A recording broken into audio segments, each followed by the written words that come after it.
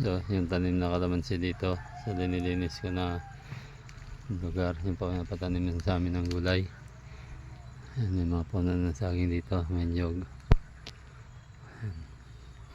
Daming bunga, oh. Dami pang bulaklak, oh. Nilinis ko lang nung nakaraan to, puno kasi ng damong gumagapang to nung nakaraan. Ayan, oh.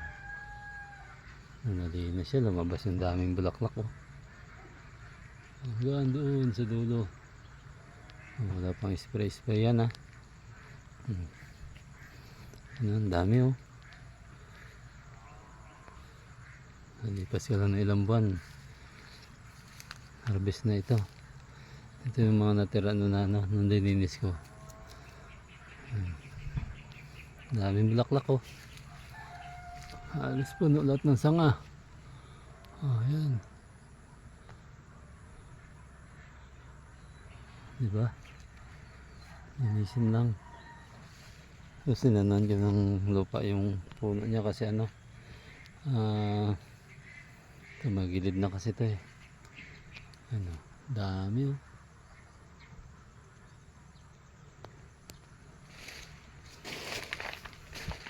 Ano na to? Ay, bulaklak. Magbabuo lahat yan. Dami yan. Meron pa doon sa kabilang side, guys, na ano. May mga kalamansi din doon. Hindi ko pa nalinis.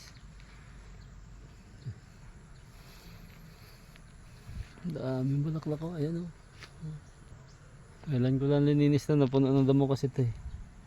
Nung naano siya ng ano, namulaklak na. Dami, oh.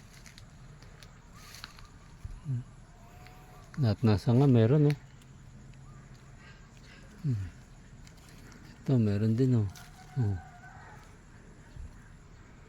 Ito, oh.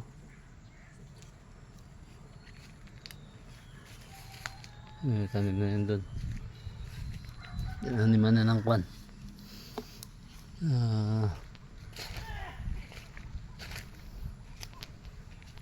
Naman ng okra, sitaw, sigarilyas, yan. Yung kalamansi din yun, no? Hindi pa na to. Yan natin mamunga to. Ba't daming tinik? Kaya suha to. Pero kalamansi po na to. Dito may mga luya yan. May mga luya yan. Yan. Mga wild chili yan. Pero nag-order na ako ng kwan, ng pantanim dito, yung kwan, yung talong dun. Tanim din sa kabila. Talong, sili na Taiwan. Paglabas nitong frame na to,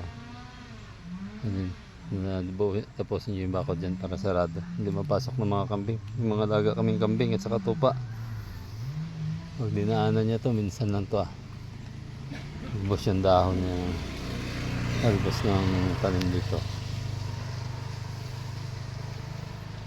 Guys, abang-abang lang sa mga susunod na ano, at makikita nyo mapupuno ang gulay to dito.